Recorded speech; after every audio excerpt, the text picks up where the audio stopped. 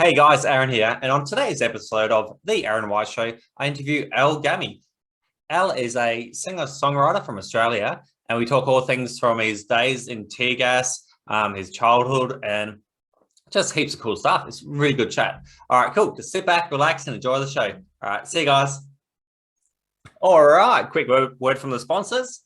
FIFO, what really happens after the plane takes off, and FIFO number 2, how a drug dealer became a FIFO worker. Both available under Aaron Weston Author on Instagram and Facebook, and under The Aaron White Show on TikTok. And for the kids, under Children's Books by Aaron White on Facebook, we have Australian Paramedics, Australian Surf Lifesavers, Australian Police Vehicles, Australian Defence Force Machines, Mining Machines Colouring and Book, Australian Firefighters, Australian Mining Machines, all available under Children's Books by Aaron White and under The Aaron White Show on TikTok. All right, let's get started. Hey, Al, welcome to the show. Thanks for coming on. Yeah, good to be here, Aaron. Thanks for having me on. I think it's one note. I think it's really cool that you do all those kids' books. I'm thinking about getting one for my niece. Looks really good. No worries. Yeah, we'll sort that out after the show if you want. Yeah. Cool. Hey, today I just want to hear your story, like how and where you grew up, any life-changing events, and how you end up doing what you're doing today. Yeah, no worries. So I'm from Melbourne. Well, I say I'm from Melbourne, but I actually grew up about an hour and a half out of Melbourne in Ballarat for most of my childhood, and then we moved to Melbourne when I was a teenager. Yeah, I mean, it's regional Victoria, so I wouldn't call it the country as such. It was, just a slightly smaller regional city down here in Victoria. But yeah, I grew up, mum and dad, and my younger sister is a couple of years younger than me. My parents ended up getting divorced when I was about 6. And at that time, I took it pretty hard. I was pretty close with my dad. The reason why I make music is, largely because my dad played guitar. So there's always music around in the house from as early as I can remember. So from when I was a very young kid, always jumping up and down on the bed playing air guitar while dad had his real guitar out, and listening to the old record collection, and it's all like classic rock, Rolling Stones, Deep Purple, Led Zeppelin, all that good stuff from the 70s is what I primarily grew up with. And yeah, when my parents split, it was pretty hard because I was so close with my dad. Love my mum as well, obviously, but it was pretty rough. And then mum, it's all seemed to happen really quickly. I was very young, so it's hard to remember all of it, but it was just kind of like dad out and then mum's new partner in. And I didn't really get along very well with mum's new partner. So it was a pretty rough sort of environment on me emotionally. I looked for any opportunity I could find to escape that environment, whether that was my every second weekend that I'd get staying with dad, or whether it was being able to go to my grandparents' house and that sort of thing. Music was a pretty big escape still. So every second weekend when I go to dad's, he'd make me a cassette tape that was basically stuff taped off his record collection, and so he'd send me home with a new cassette every couple of weeks, and I'd have new music to absorb and listen to. And that was, I used to wear those tapes out, that I'd have to ask dad, hey dad, the Aerosmith one you made me, I've written that down, can you make me another copy of it? And that sort of thing. So yeah, that was definitely a godsend, to have available to me when I was in an environment that was pretty tough on a young kid, especially trying to find my way as a male, in a female dominated household, and yeah, really, I guess, looking for those role models and inspiration and that sort of thing. Like my dad was definitely a clear role model, but I only got to see him every couple of weeks or on the school holidays. So for me, I definitely role modeled hard off singers and guitar players, and and I just immersed myself in that world from a really young age. As I got a little bit older, started being able to to find my own music, so stuff that my dad didn't necessarily introduce me to, but going off. And at that time, it was like Nirvana and Smashing Pumpkins and Faith No More and all that stuff that was kind of happening in the alternative scene in the 90s. then got a bit heavier into Metallica, Pantera, and all of that sort of stuff. But I still kind of retained a lot of what I loved about music from what Dad had introduced me to. And so even though when I was listening to really heavy stuff, Cannibal Corpse and that sort of thing, I could still chuck on, Cat Stevens or the Beatles or something really mellow. And I always had an appreciation for that style of music as well.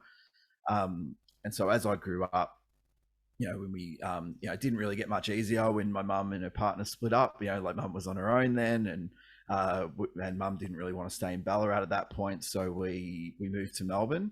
But single mum that was working all the time. We didn't really see a great deal of her. Lucky I had a reasonably good head on my shoulders when I was that age, so I was able to kind of look after my sister, bring her home from school, get dinner on, and that sort of thing. Because mum was working, and I didn't really understand it at the time that mum was just, she was loving us in her way by putting food on the table and like working her ass off to be able to, move up the chain and get a better job and get another better job, because, it was hard going for her to, to keep food on the table and to send us to school and all of that sort of thing. And I didn't understand at the time. All I really understood was, well, mum's not around, whereas all my friends' mums are there picking them up from school and making them sandwiches and all that sort of stuff after school and that sort of thing. And I just saw, well, my mum comes in, bone tired, 7:30, 8 o'clock at night, and doesn't really have much left for us kids, But now when I reflect through adult eyes, I understand that was her way of her trying to give us the best opportunity and, to be able to, keep us going and to send us to good schools and that sort of thing. So, I have an appreciation for my mum now. And I mean, she continued as we got older to keep climbing the corporate chain. And my mum's, a CEO now and, pretty inspirational woman. And, like I said before, looking for male role models, early on, which I still think are very, very important for boys and men to have male role models. But I think it's equally important for us to have female role models as well. And my mum is definitely someone who, now more than ever, I look up to as a life role model, because she just has such a work ethic on her. She doesn't tolerate any bullshit. Like, she really just, she's all business. She can intimidate a room full of, the most, old school men that you've ever seen. Like, what she does, she can just get in there and get down to business. And, that's pretty inspirational. And I think I probably had a different experience to a lot of men. I didn't have a mother that had that traditional matriarchal sort of role, in the kitchen and, wiping the kids' asses and that sort of thing. I didn't have that. So my reality was I didn't have to then, as an adult, pivot away like how society is going now, where, people are changing their attitudes towards women and, women in the workplace and that sort of thing, and gender equality, which I'm totally behind. But I was already kind of off to a good start with that, I think, because that was not my experience. My mother wasn't in the kitchen, like my mum, she liked to cook, but she just didn't have any time to do it because she was working all the time. So I think now having a really strong female role model and multiple female role models is a great thing to kind of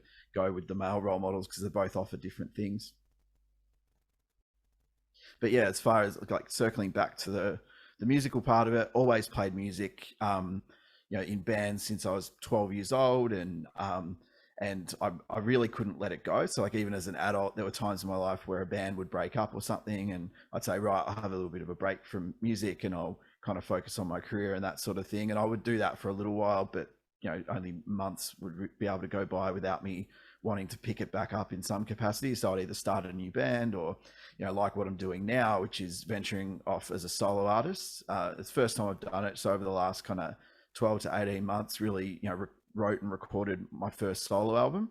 And it's a much more stripped back acoustic, folky rock sort of style, I guess. Whereas most of the bands I was known for when I was younger were hard rock and heavy metal bands. So it's something a little bit different, but I'm just kind of finding that as I'm getting older, it's getting a little bit harder to keep up with the metal. I think metal's a young man's game. It's really pretty demanding on the throat, and I still want to actually be able to sing when I'm old. Whereas a lot of the guys that are screaming their way through their 20s, 30s, and 40s, they got nothing left, when they get older. But I would like to be able to still pick up an acoustic guitar and sing well into my 80s, 90s, or hopefully hundreds with the technological advancements we're seeing nowadays. Where do you sing? Is it just for like on Spotify and stuff, or do you go do like open mic? I don't know. Like, do you go to Yeah. regular at a pub or something? Yeah, I think when we're in the normal environment and not in this pandemic COVID environment, I would definitely be jumping up and playing live gigs. I did a couple earlier in the year in sort of June, July when things had opened up a little bit. And that was awesome to get back out as a solo artist. And it's quite different as a solo artist because I don't have a band up there with me. It's just me and an acoustic guitar, and it's a lot quieter. It's a good opportunity to connect with an audience and to be able to, to tell stories about the songs and to be able to, to be able to kind of just be a bit more connected to the audience, have a chat with everyone after. Whereas when I was in a band, like there's just nowhere to hide. You're up there on a stage. It's loud as fuck. Like it's really, really loud. And it's much more, a little bit less intimate, I would say. It still has its pluses. Like I loved that environment. Like it was awesome because there was just so much energy and like it was, it's to me still to this day, I love going and seeing a loud rock band. But right now I'm just trying something a little bit different. That said, I've got a few guys lined up that are going to come out and play with me this year. So we're starting rehearsals pretty soon. And so I will have a band, but, just a much more stripped back sort of thing, not the big, walls of big Marshall amps anymore. That's taking a little bit of a break from that. So you're saying the last 12 to 18 months, that's when you changed from going the whole band heavy metal thing to like your solo thing. Is that because of COVID? Partially, I think. Yeah. I mean, I think when I left my last band, which was To an End, and they, it's a great band to be in, really still very tight with, especially the main songwriter in that band, Matt. We're a really good band. We were getting up around, touring interstate and that sort of thing, and doing all that stuff, which I've done for years. But I kind of got a bit burned out on the style, and Matt was writing new music that was kind of going sort of more in a direction that wasn't really my thing. And so I started, and at that time, I wasn't really listening to a whole lot of heavy metal anymore. Like I'd sort of looked at my Spotify, recents, and I was like, all right, so it's like, I'm listening to Fleetwood Mac and I'm listening to Neil Young and, country music like Johnny Cash and Hank Williams and all that stuff that my grandfather even listened to. And I was kind of like, I think I really want to try a bit of this. I think I want to just take it back to basics and just write songs on an acoustic guitar. And yeah, during the pandemic, you're right. Like it definitely made me think, well, gigs are going to be gone for a while. So what's a way for me to connect with people with music? And I was like, I'm writing all these songs right now. Why don't I just keep going down that track, write as much as I can? I upgraded my home studio setup, which I'm kind of in front of at the moment. But I got some new gear during the pandemic because I had all this time on my hands, and I'm like, right, I'm just going to keep writing until that well runs dry. And it didn't until I'd written, like 10 or 11 songs. And I basically was just recording as I was going. I was connecting with musicians overseas. So I've got different players like, piano players, singers, a violin player, cello, like all sorts of things, different things for different songs. And so I'd connected with all these musicians overseas, and it became this real kind of collaborative effort at the end of it. And I've got a mate who's a mix engineer, and we both produced the record together, but he just lives like nearby. So as soon as the lockdown was over, I'd be able to run over and we'd mix a couple of songs and just kind of fit it in where we could. And yeah, by about April of this year, the album was done. And so since then, it's just been about trying to get it out, trying to do it the right way, like, promotion and that sort of thing. But to be honest with you, I was on a really good trajectory with that.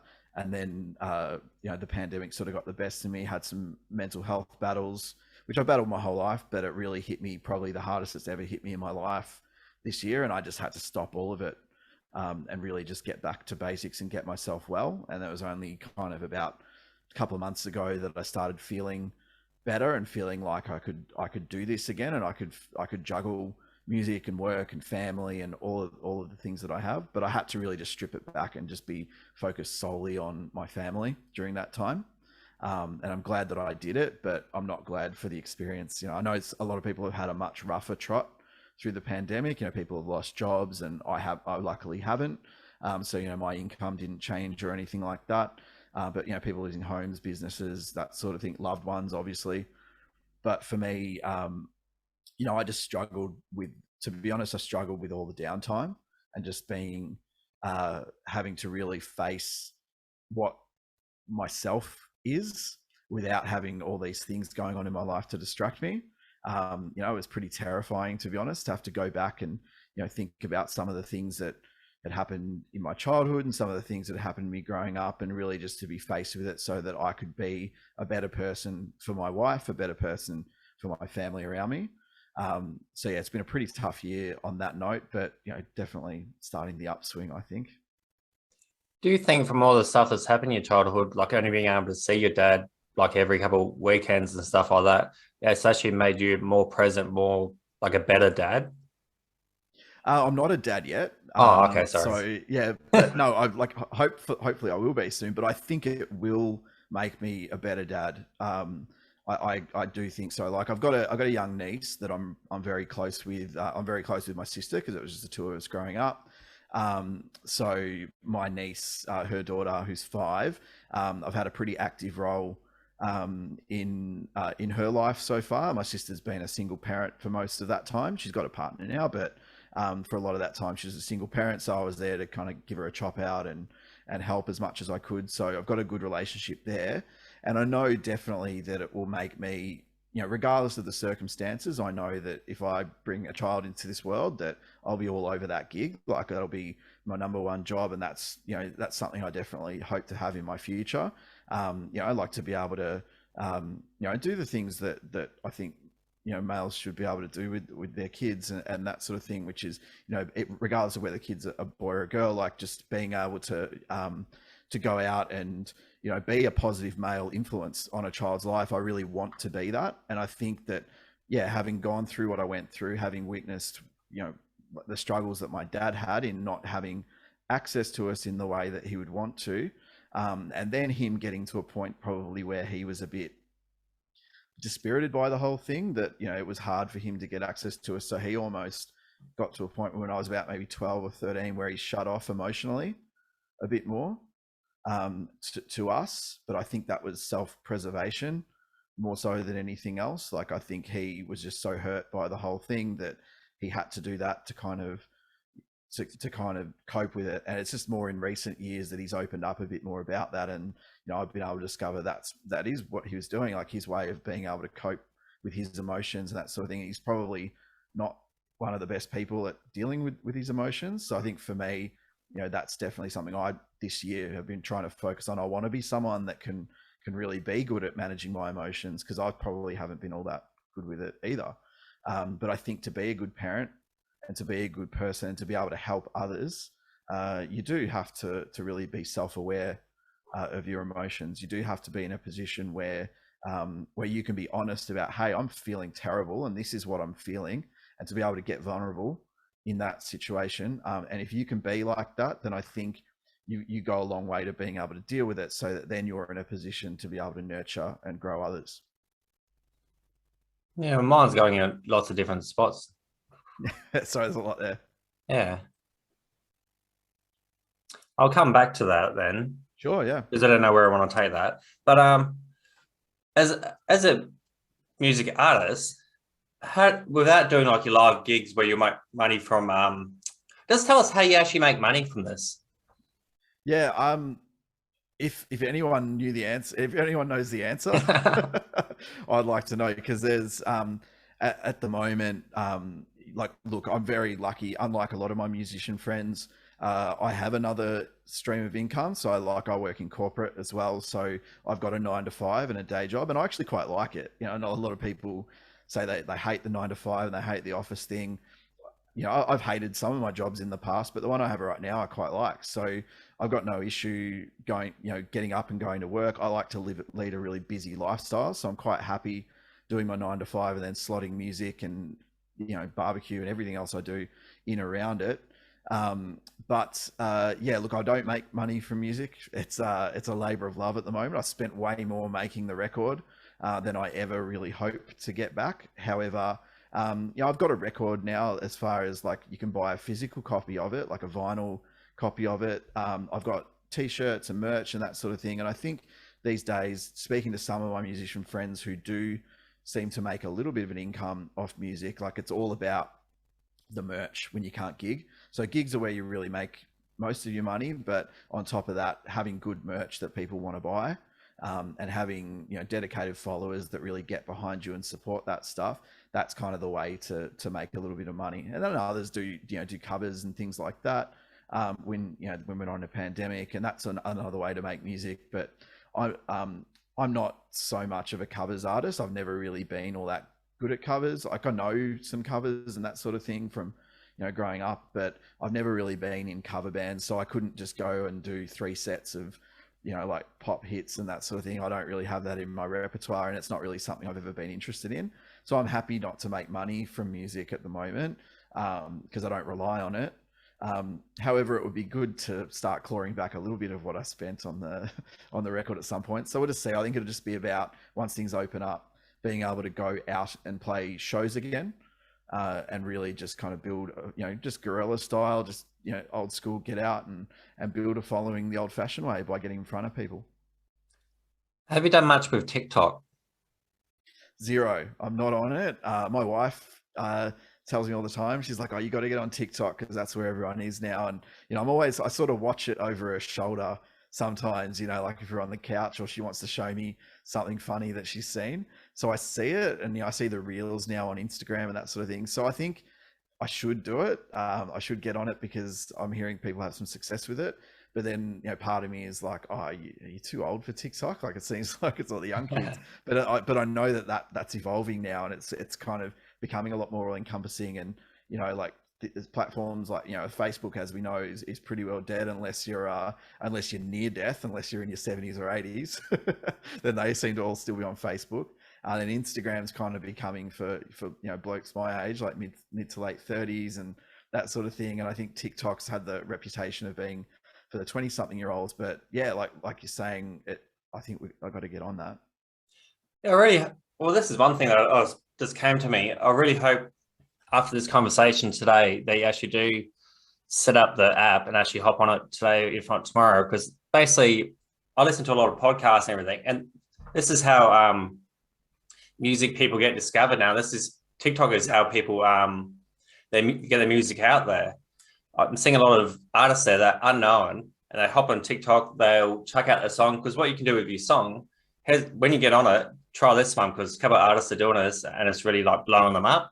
So you put your song out there and you say, "Hey guys, $100 or $200 for whoever makes the best like post using this music." Because when you do a post, like a little skit or something, you're either like mouthing someone's words. Like I just did like a Homer Simpson one with my wife that went quite well, and you're just mouthing like Homer's words and stuff. But with your song, you can mouth the song, so I can pretend I'm singing your song, or I can like hop on a dirt bike and go off a jump and ghost it or whatever with your music as a background. Gotcha. And if your song sounds really cool and people like the little post I've done, they might want to use your music as their background music. And that's how trends happen, because lots of people like using the same music. Yeah. It was like, you know, that song, "I come from a land down under." Yeah. I've seen a couple of TikToks that have blowing up. My wife's been watching it. Yeah. So that's trending at the moment. So lots of people haven't heard that song. Lots of people have, obviously, us being Australian. Yeah. But that's blowing up. So millions of people are hearing that song every single day. So if you were to put a song out there that takes off, there's a music producer over in America, and like I said, he had a bit more money, but he couldn't get signed, or he couldn't get his music seen by the big boys. So he just started going hard on TikTok, and he said, "I'll give you $5,000 to fly out whoever to LA, whoever does the best post type thing using this song that I made." And his song went viral. Now he's up on the stages in front of everyone, going off. He's doing quite well for himself. So I really hope you actually do. Yeah, I'm going to download. That's a cool idea. Yeah, I'll send you a link. Otherwise, I think your wife can get like a $30 credit or something, like if she refers you. So hit her up first Yeah. and like she might be able to get $3 credit for an Amazon voucher or whatever if she signs you up. If you sign Oh, up okay. onto Yeah. TikTok using her link, if she can't do it, let me know and I'll send you a link. But yeah, advertising TikTok. Yeah. No, No, but I I think really it, like think I you're not really the think first they'll one help that you. suggested it. Yeah, you're not the first one that suggested it. So, yeah, I think that's something I definitely got to look into because yeah, Instagram's starting to kind of the algorithm sort of squeezes you a little bit, and yeah, definitely looking for new ways to get my music out there for sure. Yeah, my Instagram's pretty. No, it's not dead. Facebook, as we were just saying, is dead really, Got unless you're like yesterday's paying news, paying for an advert, and then it goes right? all right with that age group. But yeah, my Yeah. Instagram, I got like hardly any followers. Now my TikTok's blowing up. I got like a couple of 100,000 bloody followers and stuff because one of my Oh, posts hey, went that's awesome. viral and got like 2.6 million views or something. So I That's got a awesome. good You'll have to send following. me a link to the post that went viral so I can see what all the fuss was about. Well, yeah, can do. But I tried with this other guy, and for some reason, it didn't work with him, type thing. But yeah, Okay. it's an algorithm, like we were saying. But Yeah, yeah, yeah, TikTok nowadays, it was first of all like under 13s, 14s. Now yeah. you got people as old as like 80 on there doing TikToks and stuff like that. Yeah. Yeah, no, there's some interesting ones I've seen. Like, my wife's always looking. Like, there's a bloke that works at a Macca's, and he's like going in to the kitchen and showing you like how they make everything and that sort of thing. And she's like, and I'm just thinking, God, like this guy's getting like hundreds of thousands of views on this, and he's literally just making burgers at Macca's. Yeah, Like, it's have pretty good music. amazing. Yeah, But most people don't see that. Like, because yeah, it's true. Yeah, you're right. most people don't see how you make music. So if you True. find your little niche and you can show, you can even like say, this is how I do this chord, or this is how I mix this or something. I don't know. It doesn't have to be a Yeah. how-to thing. If you just film yourself, because connection too, is getting your face out there Of really as course. well. Yep. Because people, unless some people know you through certain stuff in this app, basically it's getting your face out there, and it'll definitely help get Yep. your face out there. Hey, what do 100%. you feel you missed out from? What would you have liked to have done with your dad growing up that you didn't get to do? That's a good question. I think it would have just been nice to have a little bit more direction and guidance from his perspective at an earlier age. Like I think um, I don't feel like I missed out on heaps because he was still really good as far as every second weekend, like he'd be a good like musical influence, and it was good to kind of we went to the footy and all that sort of stuff pretty regularly, and so I feel like I definitely didn't miss out on too much. I think what I did miss out on was just the stability at home and having two parents.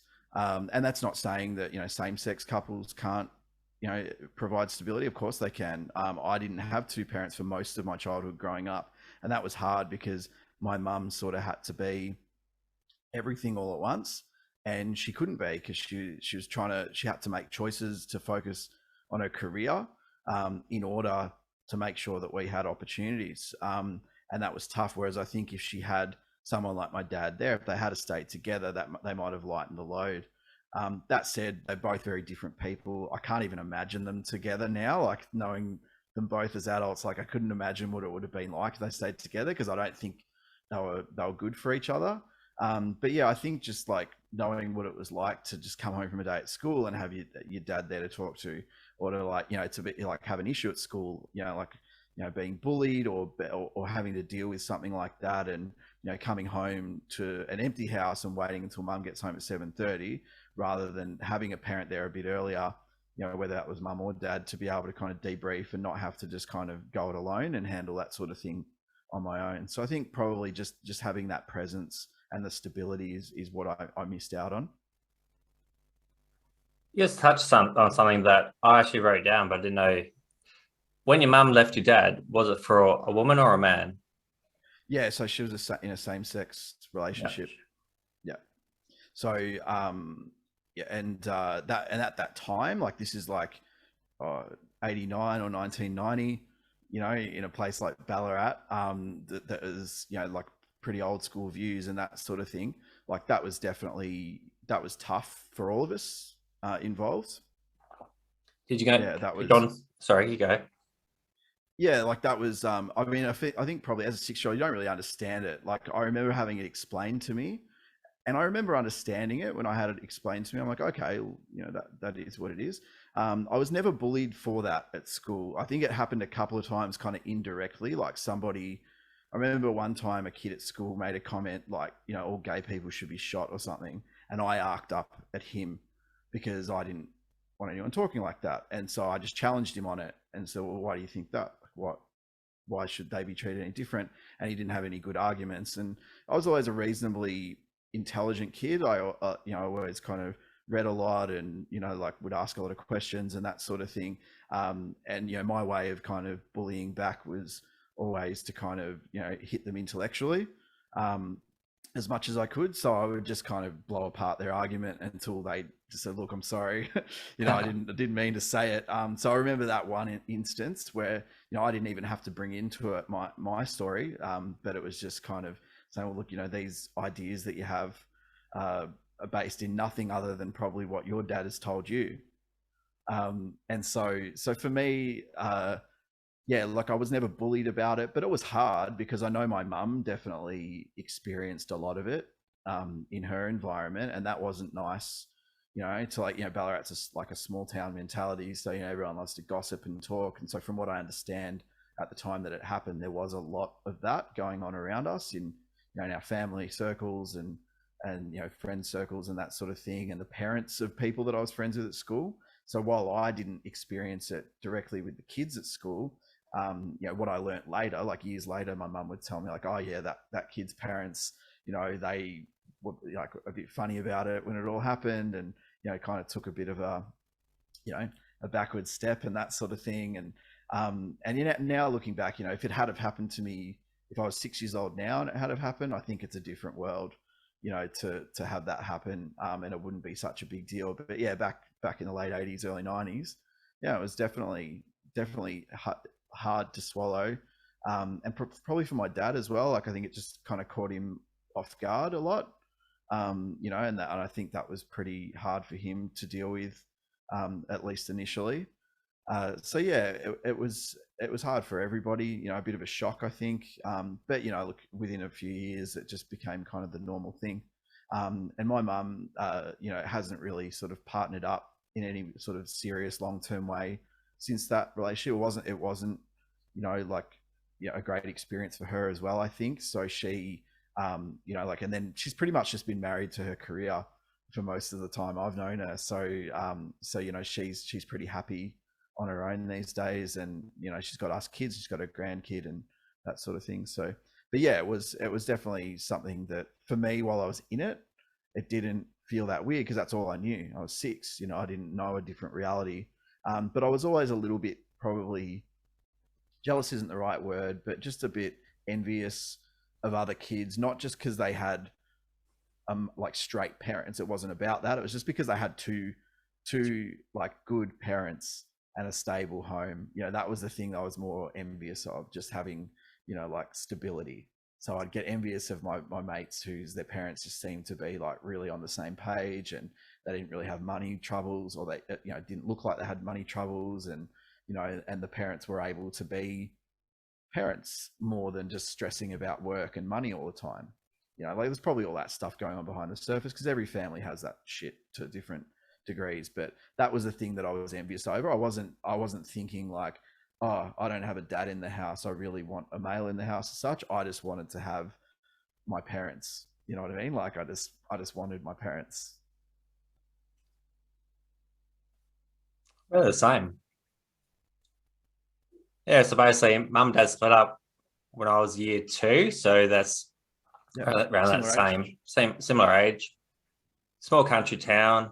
Yeah, so we only saw dad on the weekends. Mum was busy working her ass off and stuff like that. And yeah, you'd go to like sports carnivals, and you see the other parents there cheering on their kids. That's it. And mum's at work.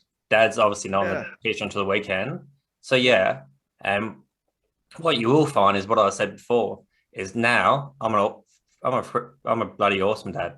So I'm there I'm there every time. Yeah. Yeah, good. You're right. Like emotional, so I'm gonna flick it back onto you. Hey, tell us about good, mate. Like I think, yeah, definitely on that note, yeah, sports carnival, that sort of thing.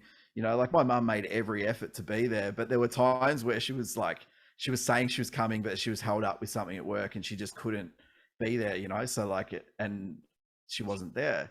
You know, I played footy growing up and that, you know, like it was sometimes she'd want to be there. She'd always like the intention was for her to always be there. And I understand now that sometimes she just couldn't.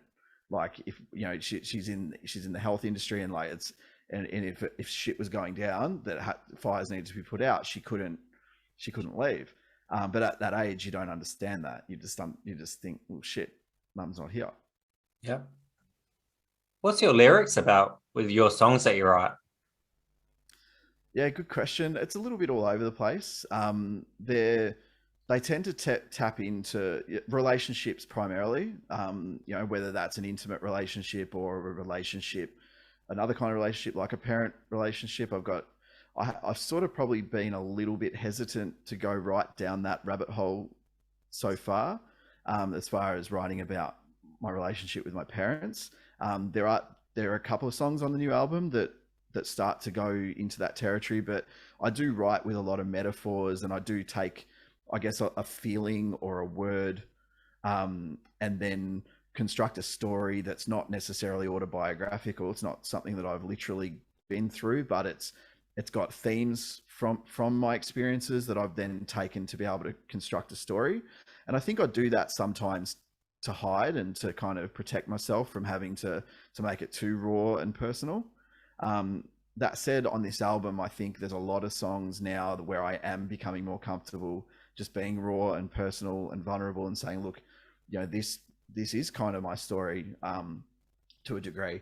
But that said, I'm still in that kind of got one foot in each camp where I'm not quite ready to fully commit to that, but hopefully in the future I'll become more comfortable. And in the past, you know, my songs, you know, in metal bands, you want to write about something really aggressive and angry, or like, you know, like in a positive way, like trying to, you know, more self-power and that sort of thing. And I think a lot of that was covering up how shit scared I was, if I'm honest, like really trying to write songs that are about an uprising and power, and like coming from a position of where I've got my shit together and I'm powerful. I'm going to tell all you guys to be powerful.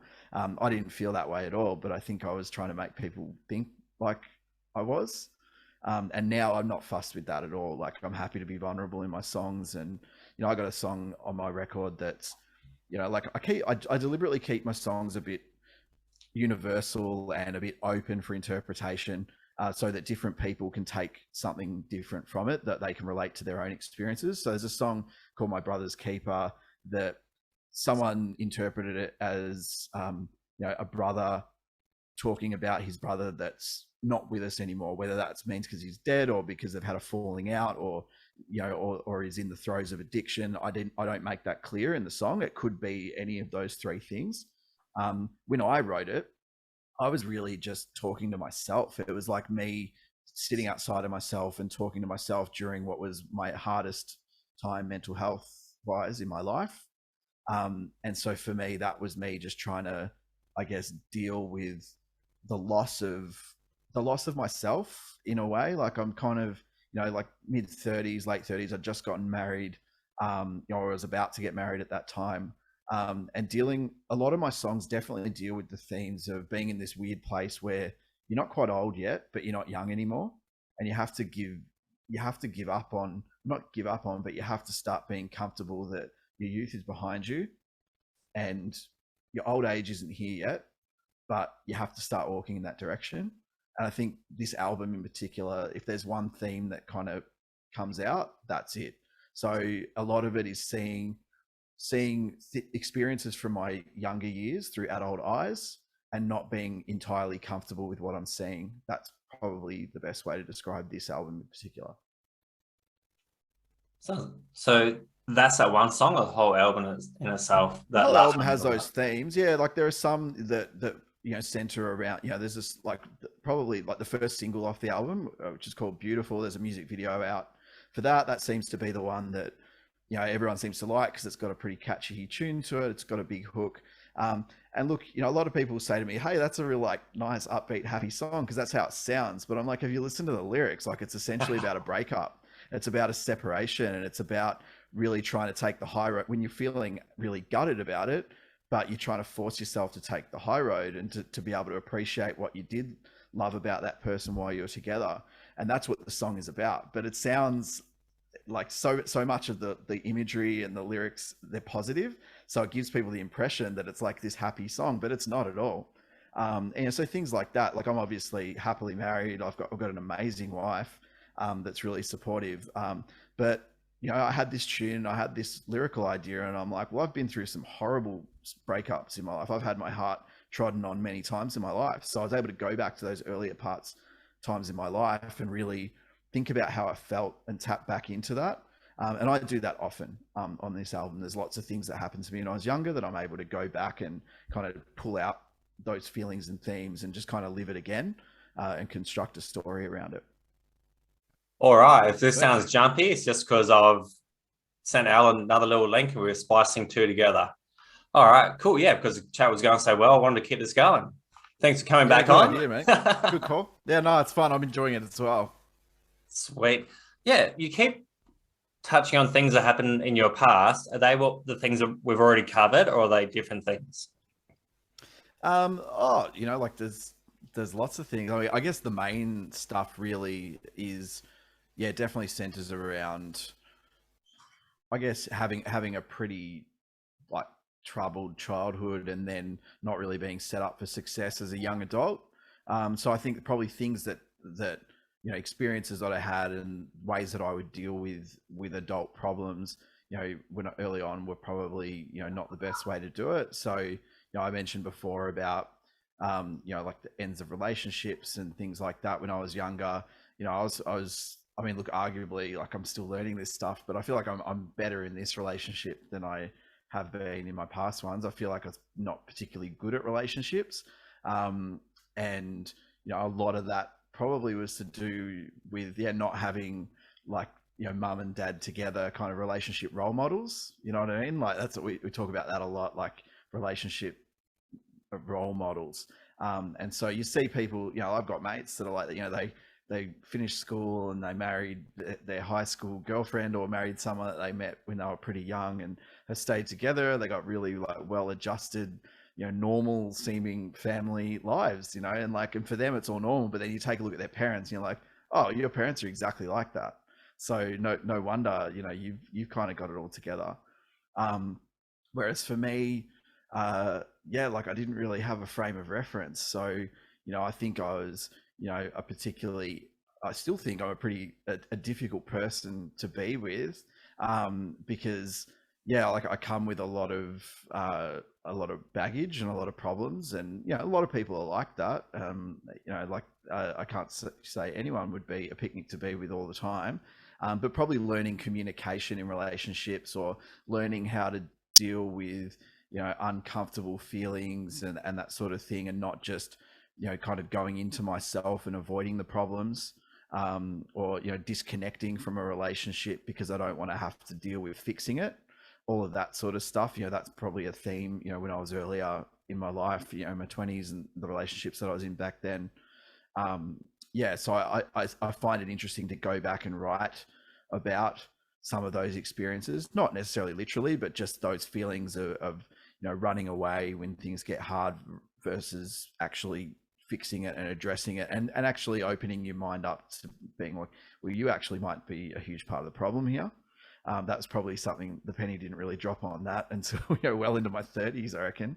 I mean, the penny's still dropping, really. And so I think a lot of, like I said before, writing music like about things that have happened to me throughout my life, but trying to do it through more mature eyes. I think that's that's the theme. Like kind of that people always ask you like, oh, if you could go back and talk to yourself as an 18-year-old or as a 25-year-old, what would you say? That sort of thing. I think there's a little bit of that going on, like in this, just kind of subconsciously through the songs, I'm talking to the person that I was as a younger man and dealing with the fact that, look, you probably, you were learning and that's okay. But I just want, the younger version of myself, I would have just told him like, just look, calm down and just start, start thinking about this a little bit more critically, and start thinking about yourself a little bit, be a bit nicer to yourself, I think, because a lot of the a lot of the problems that I had were born out of, like crazy insecurity, and an inability to face my emotions and just to run from them. So, and I wish I'd known that when I was younger, but I would just do whatever the natural reaction was, which was usually to disconnect and run away. Being in a band and stuff like that, you probably do you get lots of groupies and stuff like that? Like when you're in a band, all the girls try to crack onto you and all that type of stuff when you're at gigs? Not when you're this old. Oh, but even in like your younger days and stuff. Oh yeah, in the younger days there was definitely that sort of stuff going on for sure. That was one of the best parts. Like it was like at one time, it was good. Like when you're like 19, 20 and you're playing shows all the time, you're getting attention. And especially for someone who was as insecure as me, like it was very validating to get that sort of attention, for sure. And especially as someone who, as a teenager, I didn't really get a lot of that attention. I was a pretty awkward kid, and I was really just, like kind of immersed in, being like, playing my guitar and, like watching horror movies and stuff. Like I was a bit of a geek, like I was a bit of a late bloomer when it came to that sort of thing. And then all of a sudden I'm in a band, and and I'm getting like, it wasn't ridiculous. Like it wasn't like the stories you hear of like these huge bands and stuff. It was pretty small potatoes, local level stuff. But it was, it was validating for somebody that, like that was just so wildly insecure when I reflect on the person I was. So for me, that was something that was making me feel good, about, or better about the person I was, because I didn't really love the person I was, and I didn't really rate the person that I was. I just always saw, well, you're not doing, like, why haven't you written the song yet that's going to break through? Why haven't you done this? Like, what are you not doing? Like, it was always just very hard on myself, very, like big imposter syndrome, could never really, be proud of anything that I did. I still feel that way about a lot of things that I do. It's hard for me to really appreciate my output and to be proud of it. I'm always going for the next thing, always searching for what's actually going to be the next achievement. But as a young man, I was a lot worse with it. And yeah, that was something that was pretty validating, I would say. Along with all the other stuff you hear, like the drinking and the partying and, like the drugs and that sort of thing, definitely was a time in my life where I was hitting that pretty hard. Was it hard to get off that type of stuff? Nah, for me it wasn't. Nah, like I never really had a dependency on it as such. Like it was one of those things where it just kind of naturally, my band that I was in broke up, and the next band I was in wasn't really touring much, or anything like that. So, playing live very often. So the lifestyle just changed, just kind of evolved away from it. And I still had mates that were doing it, that sort of thing, but I was starting to kind of have sort of new friends that weren't into it and that sort of thing. So for me, I just kind of made a decision that I was going to stop, and I did. Yeah, like pretty much. Like I still, I still enjoy a drink, and I can have a big night out, and and that sort of thing. We had our work Christmas thing like a few weeks ago, and I was feeling a bit worse for wear the next day. So I can enjoy alcohol like a normal kind of person and that sort of thing. But yeah, all those like really hitting it hard and getting into the drugs and stuff, I left that back in my 20s, really. You seen The Dirt, that movie? Yeah. I read the book. I'm a big Motley Crue fan. Like that was one of the early bands that, that I would check out. Like when I was a little kid, my dad had the Dr. Feelgood record, and so for me, like I've always been really fascinated with that band and their story. And yeah, nothing I've experienced is like remotely like that. but it's like there's a bit of romance to it, so it's nice to kind of hear those stories, and you have that voyeurism to think, oh man, what would it have been like to go through that, and to be poolside with Ozzy Osbourne, snorting off the ground, like so I love all those stories. Like I can really enjoy that stuff. But no, like my experience wasn't really like that. It was really just like a lot of irresponsible behavior, really. And I probably think, like, in hindsight, if I had have had a better head on my shoulders at the time, I could have made more of it, because I was in a band that was doing really well at local level. Like we weren't big by any means, but we were, we'd pack local gigs, 350 to 400 people every time we'd play in Melbourne. And that, like we didn't even appreciate what we had. We just thought it was my first band, like my first serious band. So we just thought, oh, this is just what it's like. And then it took me being in other bands in the future, playing to like 20 people or nobody in some cases, and thinking, wow, like I didn't really appreciate what we had in Tear Gas at the time. But it was a special thing, for a short time, for only a few years, but like we had a good thing going on.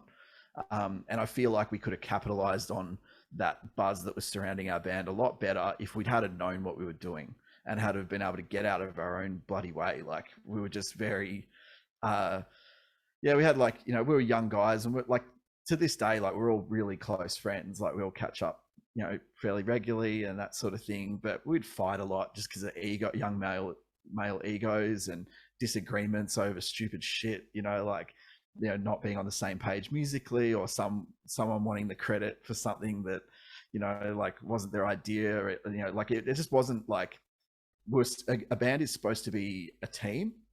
It's supposed to be a gang, and I feel like a lot of the time we weren't functioning as one.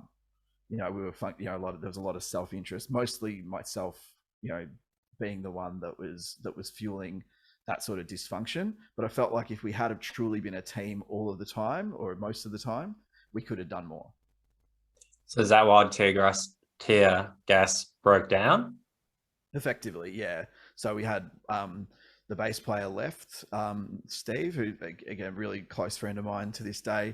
He just got sick of basically what I was just telling you, like all of the fighting and disagreements and that sort of thing. And he went on and did something else musically, and we got a new bass player in for a little while. And we made some really poor decisions, like just changing our musical style, like overnight, basically, and alienating our supporter base. And that was a really bad move. But we were still pretty young, like we were still in our early 20s at that time, and we didn't know what we were doing. But if we had known what we were doing, like I feel like we could have continued on. But it just sort of disintegrated. The original drummer left, the original guitarist left, and it was just me and the other guitarist that were basically the original members. So we were kicking a dead horse by the end of it, really, and we gave up at the end of 2007. I think we ended Tear Gas. We got back together with like the original, like the classic sort of lineup. We did a one-off reunion. We played 3 shows in 2016, and we were meant to do another one just before the pandemic in 2020, in March 2020, and that got shit canned. So yeah, look, one day we might get back together and do a show, because we've still got, like, in Melbourne at least, like we've still got a good little following that, whenever I post something on Instagram that's Tear Gas related, it always gets, a good reaction. We still get pretty decent hits on Spotify. Like I see the numbers, and it's still relatively decent for a band that's basically not put out any new music since 2006. So yeah, like it's one of those. It's the most successful band I've ever been in, and successful being a very, like a very operative term. Like it wasn't really, we didn't make any money or anything, but like we had people coming to shows, and that's getting harder and harder to do these days. So. Where do you want to be in 2 to 5 years or whatever, if you could do what you want to do? If I could do what I want to do, I think primarily, we touched on it before, I want to be a dad. Yeah. I'd love to have, a couple of kids, like ideally, but I'd be really happy with one. And I'd like to be the best dad I could possibly be to that child. And I want to be the best husband that I could be to my wife. I've got a long way to go to get there. Like I said, mental health wise, it's been a really rough year, and and she's been unbelievably supportive, and so I really owe her a lot. So I think I want to be the best dad and husband that I can be, primarily. And part of that is being able to, to continue providing. So I harbor no illusions of being able to make music for a living at this stage. It's not really a realistic goal for me in the next 2 to 5 years. But I like my job, so I'm happy to keep doing, what I'm doing in the corporate world. But I still, at the same time, I'm not making music for nothing either. Like I still want to be able to get to the stage where I can head up the coast and play interstate shows and have a small but loyal, dedicated following that's interested in what I'm doing, so that there's still an audience for me to be able to put out subsequent albums and to go and play. So I'd love to be able to do weekenders and, like work all week, and then take the family up in, over the New South Wales border, and, maybe play, wherever, like Wollongong or Tamworth or Sydney, or and, like, take the family with me and make it a family thing, and do little trips, maybe like get a caravan or something, I don't know, and go and play some shows. But basically having those like our holidays as a family, that would be ideally where I'd like to be. Pretty sweet. How can you make money off Spotify, or is it just you get your name out there? It's just yeah, like I got like $25 for 3 months worth of or longer, even like 6 months worth. And that's not just my solo stuff, but that's Tear Gas as well, and my previous band Moments Apart, that I still get a little bit from. But so it's pretty hard to do it unless you're big, unless you're like a Taylor Swift or a Metallica or something like that, where you've literally got like a billion plays and that sort of thing. But even then, that they complain, like Metallica cries poor all the time about not getting their dues. And it's true. Like, I don't think the way that model is set up is going to support artists being able to make a living out of it. So artists have to find other ways to make a living, which is going to be merch and touring, and working hard and thinking of other new novel ways that we might not have figured out yet. But to make it off Spotify streams, it's really just your music nowadays. Like, back in like the 70s and 80s, bands were selling heaps of vinyl records and CDs and that sort of thing, and they were making money, the bigger bands. Like, it was because everyone was buying it. But now music's not valued in the same way, not the actual, like, the music that you listen to. So I think artists nowadays have to accept that the music they record and put out there is essentially a promotional vehicle to get people to come to shows and to get people to buy merch and t-shirts and that sort of thing. Primarily, I think that's, if they want to make money out of it, that's going to be the main way to do it. You have to kind of give up on the idea of your recorded music making the money for you. You definitely answered the question. Yeah, because I was wondering that. Yeah, no, well, cool. Thanks for that. Cleared up that question in my head, because I was wondering what the goal was there. Might wrap it up in a minute. Yeah, all good. Where can everybody find your music and find your merch and all that type of stuff? Sure. Give yourself a big plug. Yeah, all right, I will. So algammie.com is my website, and that'll get you to all the places where you'll find my music. So Spotify, YouTube, Apple Music, like everywhere you can stream music, all my music is there. So under Gammie. If you want to dig into the vaults, my previous bands, Tear Gas, Moments Apart, To an End, all their stuff's on there as well. And yeah, I guess I'm most active on Instagram. So if people want to hit me up for a conversation or a collab or anything like that, that's going to be where I'm checking my messages most. And there's the link, in my bio to the website and all my various links to get my merch and that sort of thing. So you can buy the vinyl album of my first album, Escape to Eden. It's available on vinyl record. I got shirts, stubby holders, that sort of stuff. So people can go and have a look. But I think, if people want to hear what I'm all about, head to Spotify or Apple or wherever you stream your music first. And there's a couple of music videos on YouTube as well, so you can check that out. Any words of advice or life lessons or anything you want to pass on, or anything you want to leave the audience with? Look, in particular, I think, and we sort of touched on it a little bit, I'm like, I think self-awareness, we're in an age now where it's becoming increasingly important to be self-aware. And I'm somebody who has, who's like really not done myself much of a service by not having good self-awareness over many years. And so now I'm really focused on that. So I think if everyone focused on being self-aware more often, we'd have less disagreements, we'd have better relationships, better working relationships with people, all of that sort of stuff. So I think just self-awareness is the thing that I continue to work on, and I think everyone should. Well, that's pretty good words of advice right there. Well, thanks. Yeah, going to wrap it up. Well, thanks for coming on the show. Did you enjoy yourself? Pleasure, mate. Absolutely. Yeah, that was a really good chat. Like, it's good you touch on all the things that like your standard musician interviews and stuff wouldn't. They just don't go that deep. But to be honest, like, I get a bit sick of those types of interviews sometimes, because you get the same questions over and over, just about, when's your album coming out?